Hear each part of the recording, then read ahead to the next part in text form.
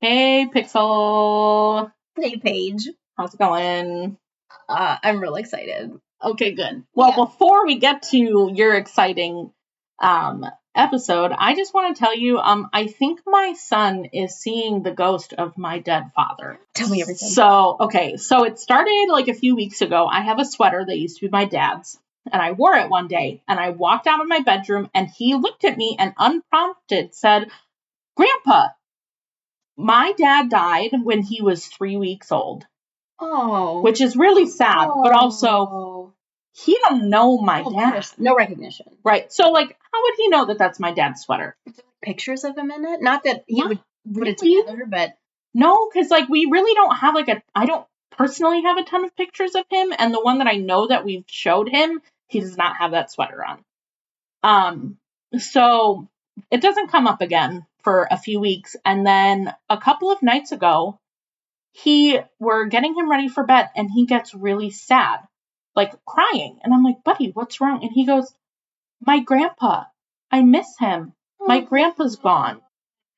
And I'm like, "Honey." And so I asked him, I said, "Are you talking about Pops," which is my husband's dad? And he said, "No." And we were like, "Are you talking about Papa," which is his great grandfather? So my husband's grandfather. And he was like, no, Grandpa." And I'm just like, "Well, honey, I don't know where." And he's like inconsolable, like so upset that he doesn't know where his grandpa is. And I'm just like, why does he want to know? And like, it's like super sweet, but also like, is grandpa in the room with us right now? Can you see him? And I can't. So it was, I love that. I was crying because he was like, "I miss him." And I was like, "Yeah, I miss him too." That was rough. So fucking welcome to Paige Pixel, I guess. The podcast where we hurt each other with our bittersweet stories and then talk about video games sometimes. Yes, video games. Yes, today we will be sharpening our swords, steel for humans, silver for monsters, because it's time to talk about The Witcher 3 Wild Hunt. As always, spoilers abound. Is this the same as like the Henry Cavill Witcher? Is this the same? We'll get into it. It's the same universe. We'll get into it. So The Witcher 3 was developed by CD Projekt Red in 2015. So I told y'all before, I'm not a timely person. I play games when I want to. I revisit them. So like, you got lucky last time with Silent Hill F, but most of the games I really like, they're back a decade or so, and you're just going to have to pull up your big girl panties and deal with it. That's okay. Yeah. So The Witcher 3 is, as you might have guessed, the third game in the Witcher franchise. And these games are open world RPGs. What? I don't know. Okay, so great. So an open world game, it means that the map, or at least large swaths of it, like the areas you can go to in the game, are available to you, and you can go wherever you want to and do pretty much what you want in whatever order you want, save for some story missions that have to happen in order. But like, you can do side quests and treasure hunts and horse races and boxing matches and like just boxing matches. Oh yeah, Fists of Fury. There's all sorts of things you can do or not do them. You can just do the story missions if you want. It's very like open world.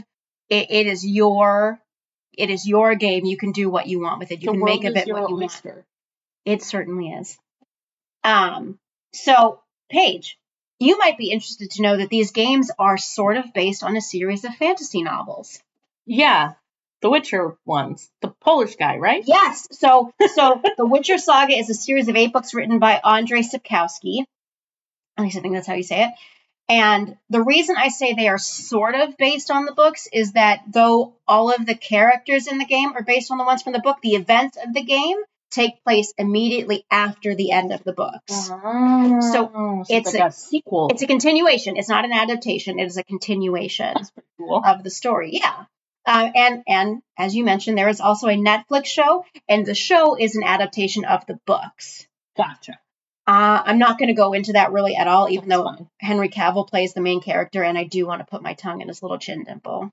But isn't it like Liam Hemsworth now? And he's gross. Yeah, I won't watch the season with him. I think Henry Cavill is coming back Oh, wow. because it was such a failure. Because he was like, I can't stand this. Because he's like a huge nerd, right? Right, they He was wanted like, to make changes that weren't in line with the heart of the character, etc. So he was becoming difficult to work with. They got rid of him, but now they brought him back because he, like, okay, I guess we'll talk about it real quick. I'm not a huge fan of the show. I think they did a lot not great, but he is nailing it. Like, he is Geralt of Rivia. I heard, and I guess I don't really know if it's true because it's from the internet, but I heard that like he would go and they would try to like put makeup on him to make him look dirty, and he was like, no. He would dirt So he would himself. go just Yes. go roll around in the dirt and make himself look dirty, and I'm like, that's awesome. He's committed.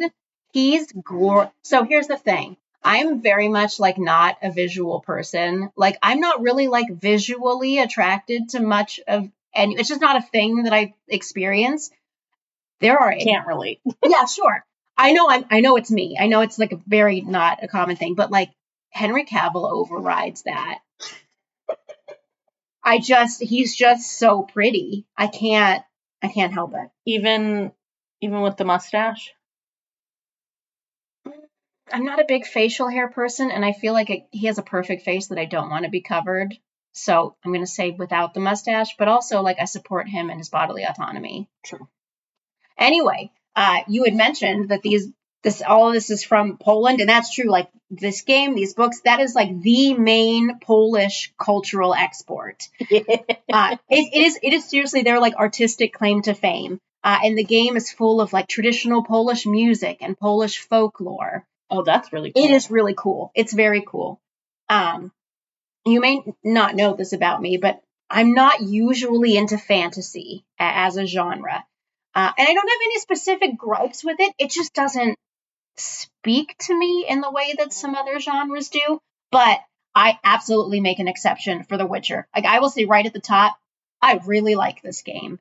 And its fantasy-ness does not interfere with that, as it does with so many other like movies and games and books that I've tried to engage with, and it just hasn't worked. Gotcha. Like, this, much like Henry Cavill overrides my kind of meh-ness about the way every human being looks, this overrides my meh-ness about fantasy. All right. So The Witcher 3 is set in a fantasy world populated by humans, monsters of all kinds, halflings, godlings, elves, and witchers.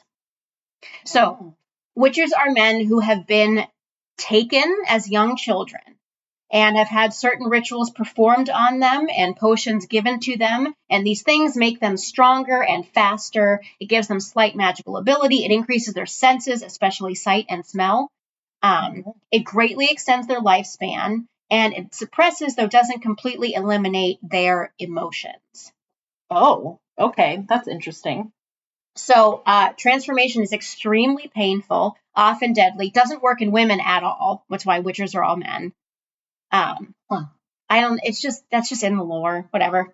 Boo. No, I agree, boo. But those who do survive are then trained to become monster-killing machines.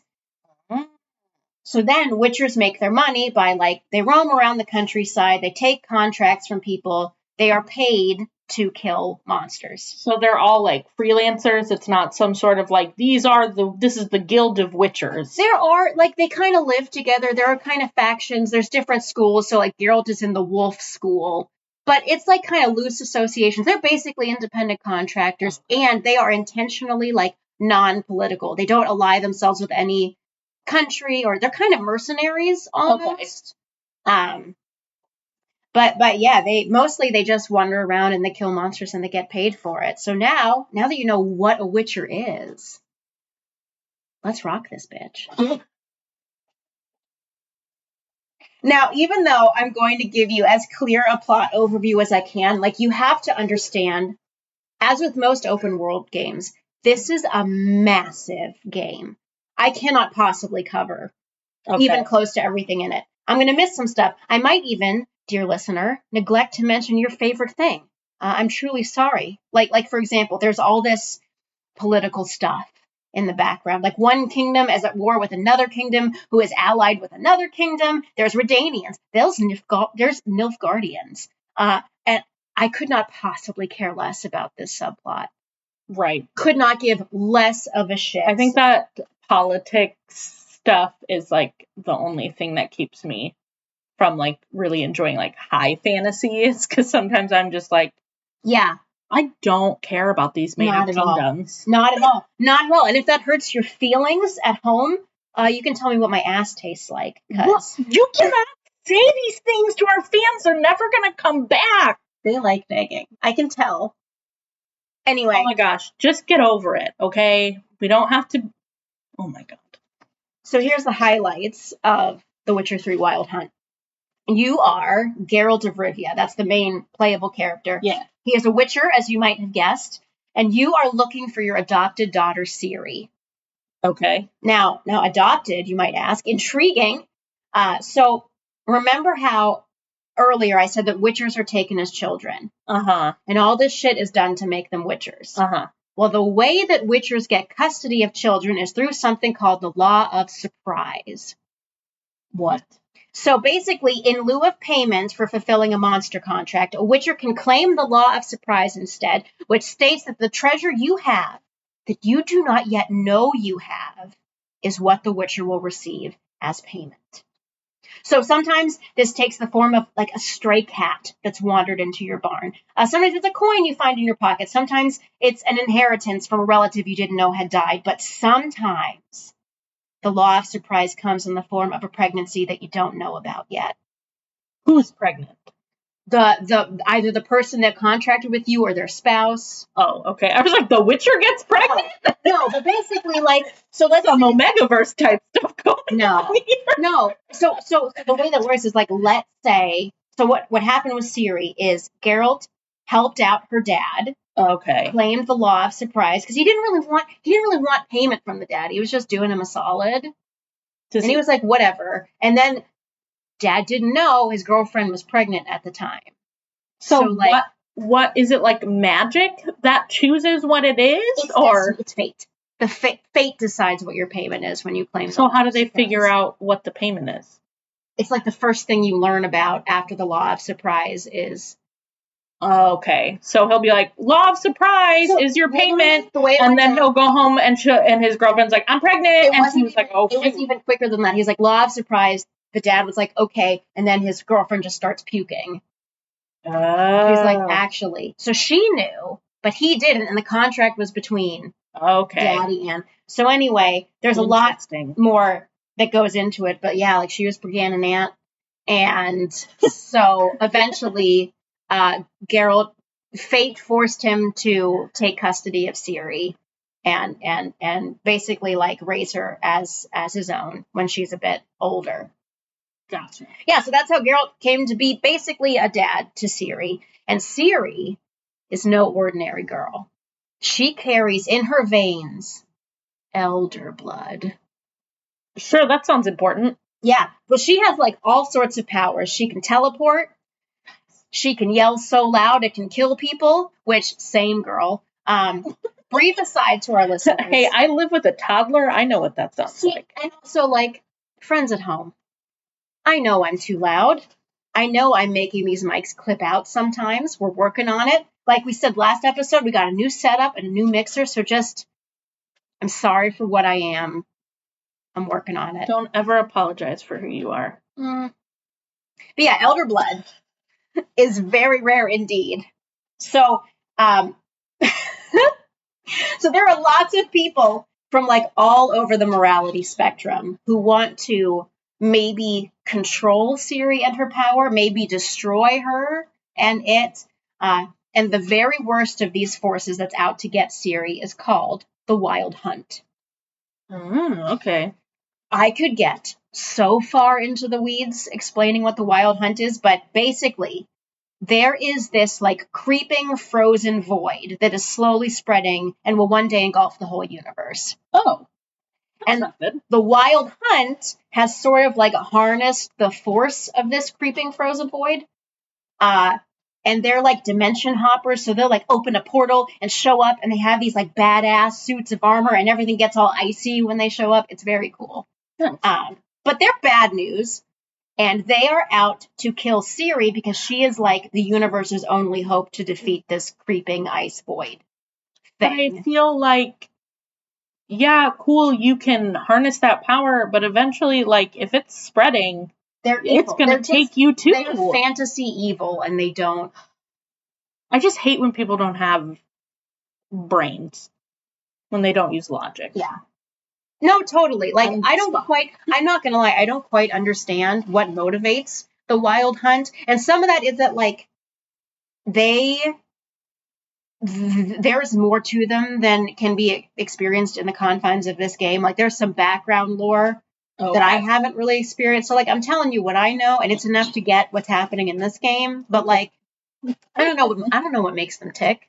Okay. I don't know what turns them on. I just know they want Ciri dead because they really like the creeping ice void. They like cosplaying Elsa. That's what they like doing. Yeah. I mean, like, fuck, oil companies are destroying our fucking planet for immediate benefit, and they're not thinking about the future. It's not like there aren't entities that operate like this. Metaphor.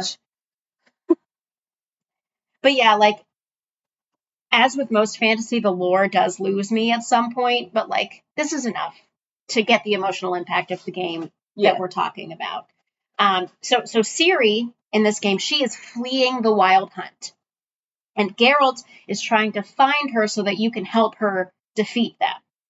Okay. And this pursuit takes you all over the place. You go through Velen, which is this huge-ass swamp. And then you go to Novigrad, which is the big city. And then there's the Isles of Skellige, which is like the Nordic countries. Point is, you're here, you're there, you're everywhere, trying to find your kid, who is actually a young adult.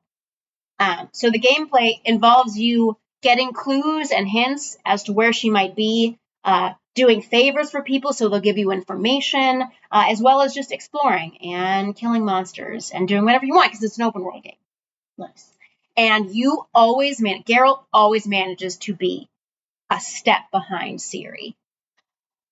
That's so annoying. Yeah. Yeah, it is. But I mean, I get you got to keep playing the game. Exactly. You finally learn, though, that she has been traveling with an elf named Avallac'h.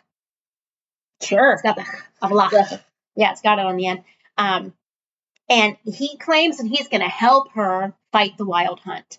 And it's true, Avallac'h has taught Ciri how to control her elder powers. Okay. It's like Geralt taught her how to fight and take care of herself, but like the magic shit was out of his depth. Yeah. But Avallac'h knows what he's doing, so he taught her, and she has a lot more control than she did before, and Ciri feels loyalty to him because of that. But Geralt does not trust Avallac'h.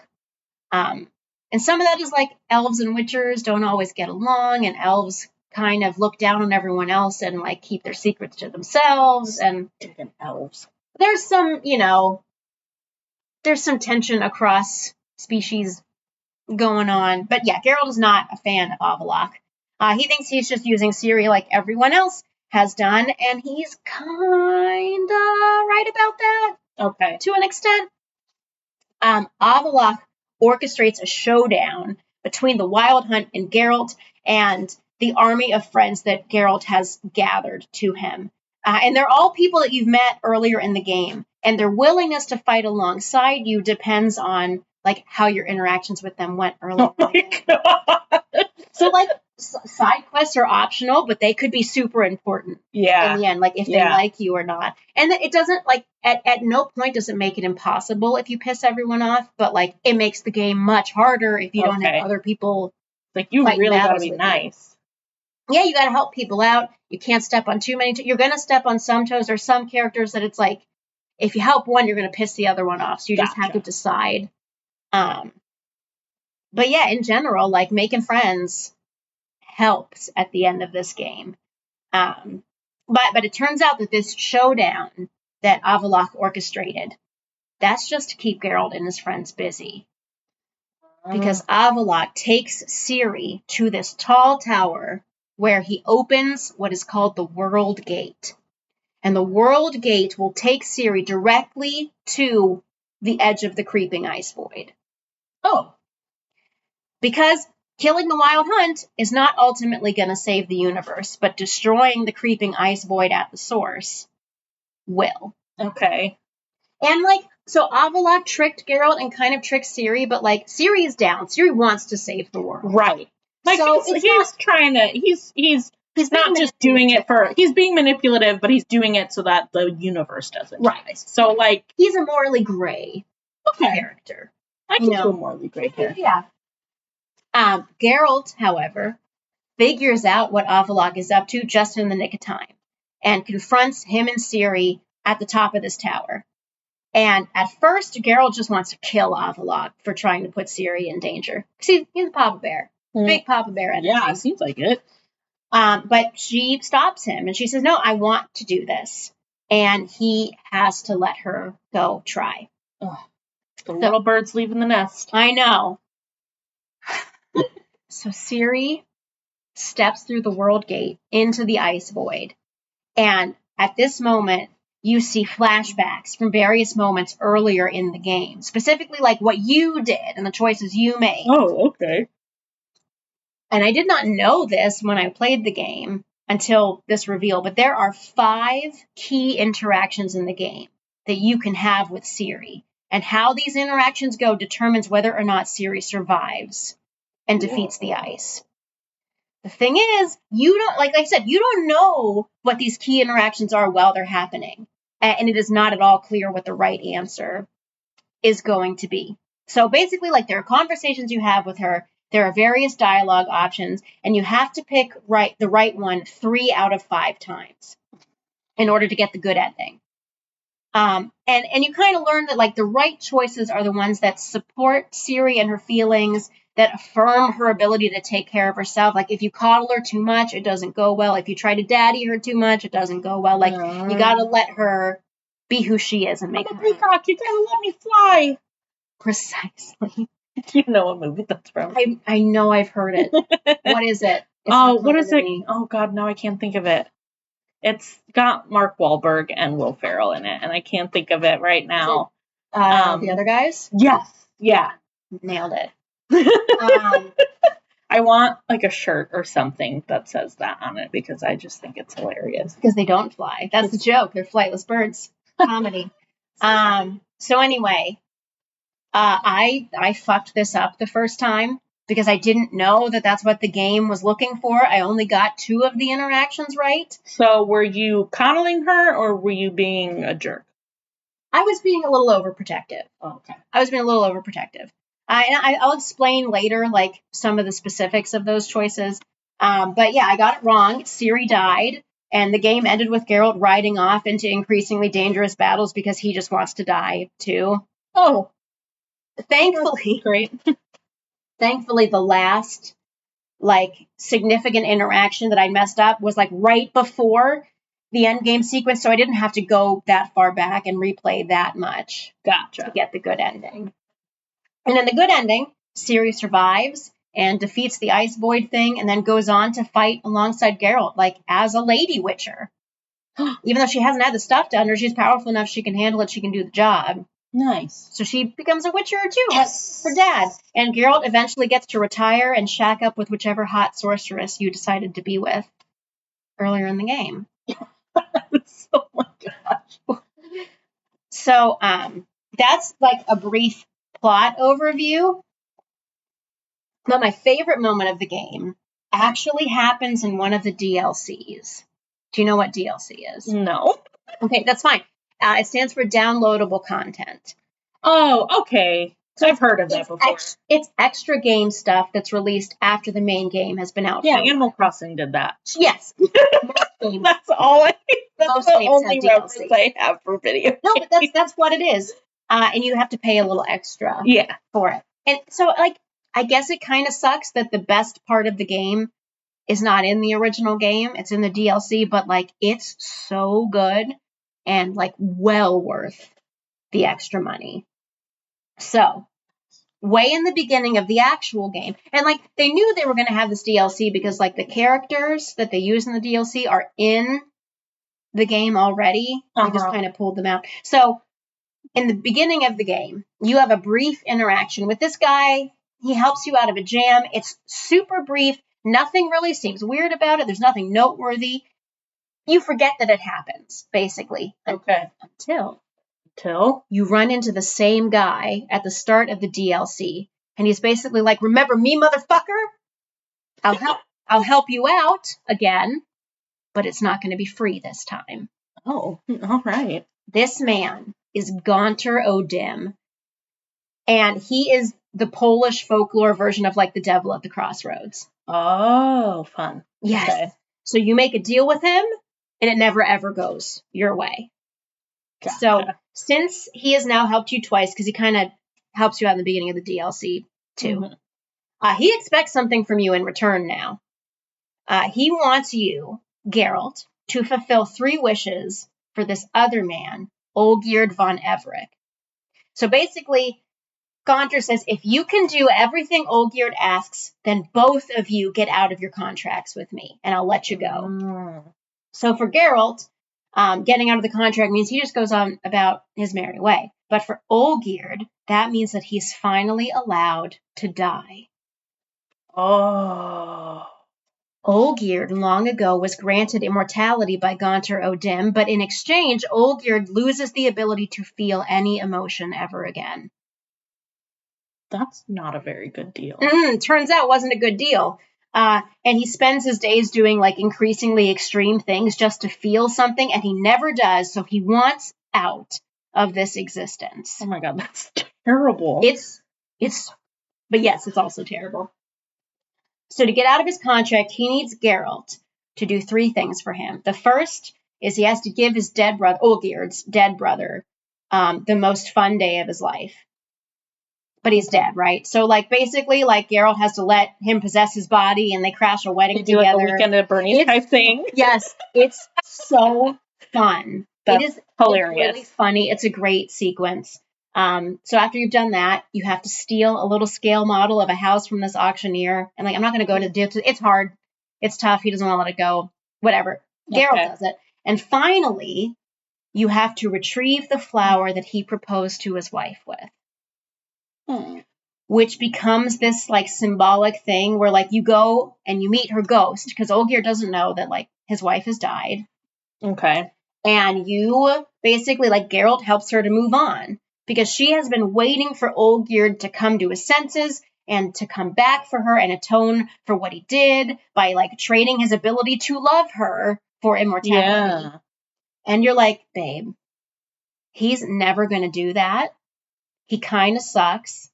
Move on. Let that shit go. And she does. She, like, goes on to the next, whatever is next, and leaves behind the flower, fresh as the day it was used to propose to her. And after all these quests are done, Gaunter O'Dim comes to kill Olgierd once and for all. And even then, Geralt has the option to try to save Olgierd and kill Gaunter. I chose not to do that because Gaunter is low-key the best, and I did not like Olgierd. He seems like kind of an idiot. So. Yeah. Like, the whole DLC was fun, and the quests were fun, but the best part about it is, like, the slow burn of seeing just how evil and powerful Gaunter O'Dim is. Like, at first, he sees, like, this, like, regular dumpy bald dude. And then, like, you see him, and he's, like, sitting on the top of a really tall signpost in the middle of a field, so it's like, how did you even get up there? There's no ladder. Like, it's kind of, like, it doesn't call attention to it, but it's weird. He Mulan'd it. Yeah, it's like eerie, but in a way that the game doesn't like call attention to. But as a player, it's like, why is he up there? It's just nothing else is like it in the game. And then like he winds up in even more impossible places. Like suddenly he's appearing on a boat in the middle of a storm at sea when he was not on this boat before. And then he displays that he has the ability to stop time. So this character is now throughout the game? Or just throughout the DLC? This is all through the DLC. So he keeps showing up. Yeah, well, you're doing stuff with Olgierd. He's checking and he's seeing, like, how you doing? Getting him out of this contract. What's up, buddy? Gotcha. So, like, it's this slow build. And then another time, he stops time. And then he fucking, like, murders this man who he shoves a spoon into his brain through his eye just because the guy, like, was drunk and interrupted him while he was trying to talk. And the last time that you see Gaunter O'Dim. He first appears as like a dot way up in the sky, and you watch him like slowly walk down from the sky like he's on an invisible staircase. And it is just the most badass thing ever. But like the slow burn from dumpy peasant to spoon murder and sky stairs, it is so well done and so scary and so satisfying. Okay. It's great. It's great. Like I don't know. I would play that game, like just the DLC. You can just play the DLC, except you go into it with like whatever you've amassed in your main game. So like you would be level 1 and you'd get your shit wrecked. Me. I find a lot. I need them to play. I need them to make a full game of just that. I mean, there might be a mod where you can just kind of. I don't know exactly how. I don't know. I'm probably never going to play it. It's fine. No, it's fine. So the part where I wanted to smash the controller, I was very frustrated when I fucked up the ending and killed Siri. It's just, it is wild to me that so much was riding on 5 interactions where it was not at all clear, what the right answer would be. Like during one of these interactions, my choices were like between saying, I know what can cheer you up, and saying, whether you fail or succeed, I'm always with you. That's just like parenting. I know. So I said the second one, but apparently that was fucking wrong. I was supposed to say the first thing, and then like it unlocks this like cute little snowball fight with her, but I didn't know that that's what would happen. And like later, way to go. I know, she has the option to like destroy Avalok's lab, or I can try to calm her down. So in my headspace, I'm thinking if she loses control of her temper, people can die because she's very powerful. So my thought was like, I gotta calm her down. I gotta tell her take deep breaths and simmer down. No, I was supposed to smash up the lab with her, apparently. So I don't know. I couldn't tell what the game wanted it's like me to do. Parenting in real life, only instead of therapy, she dies. Well, I'm like, it could very much be the difference between parenting a young adult and parenting. Like, I have a toddler right now. So, like, the only parenting I know how to do is of a 3.5-year-old. Maybe it changes when deep breaths are the only thing that get you through the day when you're a toddler. Yes. So, like, I couldn't tell what the game wanted me to do. I did not take it well when I learned that I had been wrong and that I would have to go back and redo part of the game. What? You got mad that you were wrong? No way. That doesn't sound like you at all. Fuck off, Paige. So, but yeah, it didn't end up being that bad. I went back. It was fine. It was fine. The character that I had a crush on. Was it Geralt? No, I like Geralt. I liked playing as Geralt. Henry Cavill, yes. But not video game Geralt. Not video game Geralt. You're not allowed to judge me for this, but it was definitely Gaunter O'Dim. Is that a hear me out?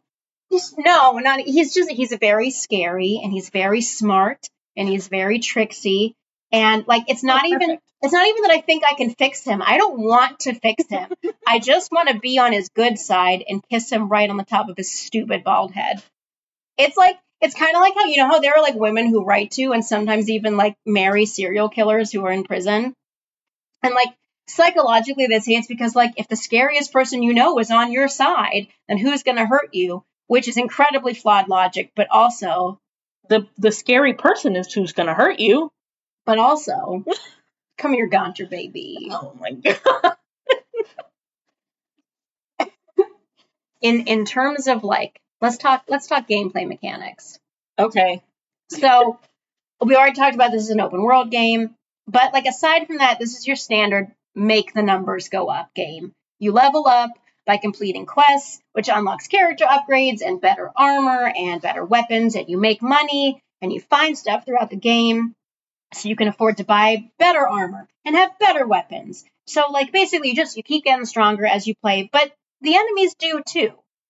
So I think the game did a really good job of maintaining like it was never so hard that I wanted to quit. It was never so easy that I was bored. It just kept a good balance the whole time.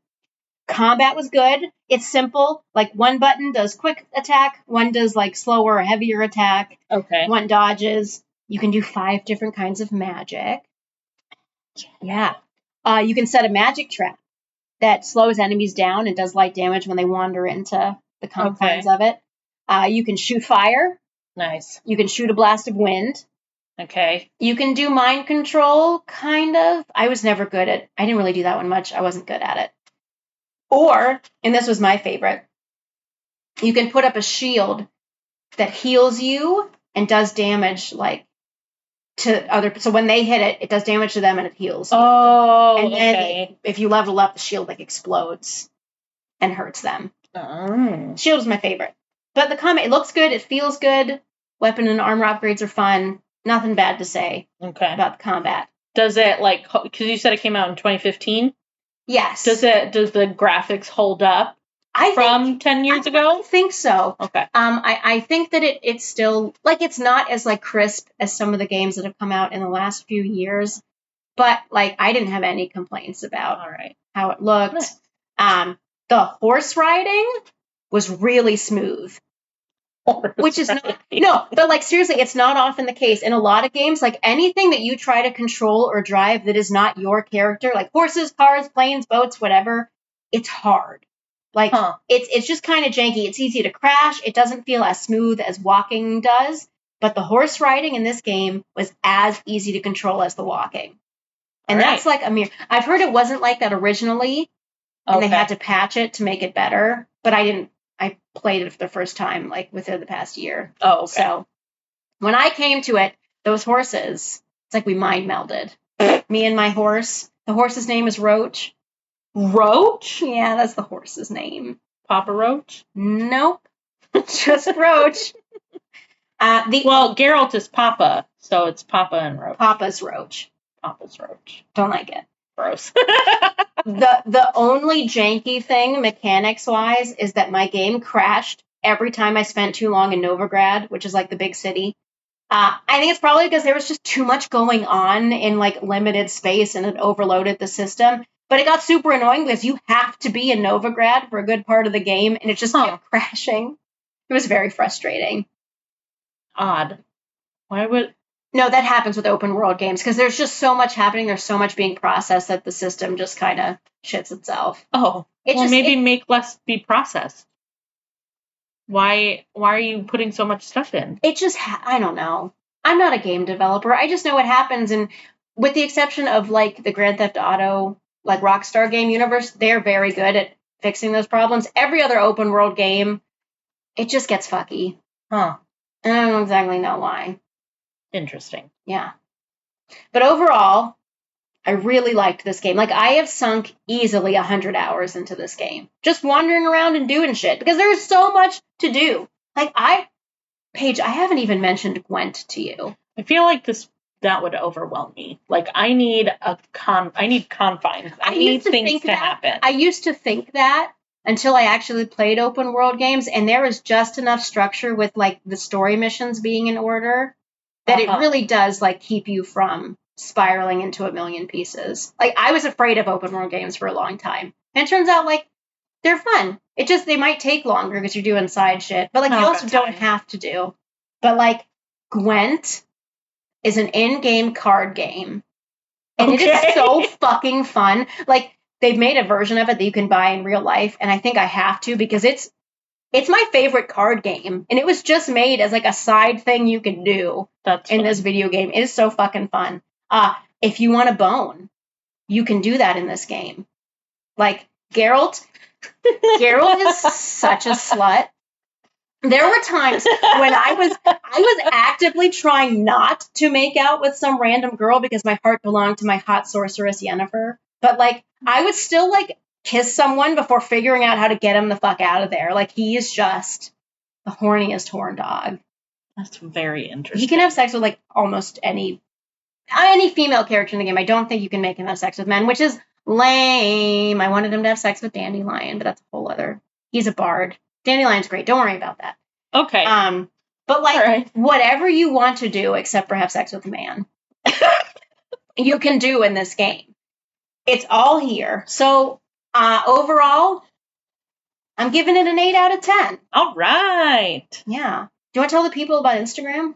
Yeah. So if you like what you're hearing, you can go follow us at on Instagram at Paige and Pixel PC. That's no spaces, nothing. Well, obviously no spaces, no dots, no You're underscores. spelling out the and. It's not an ampersand. Yeah. A-N-D. Paige and Pixel PC on Instagram. Follow us. Also rate this episode.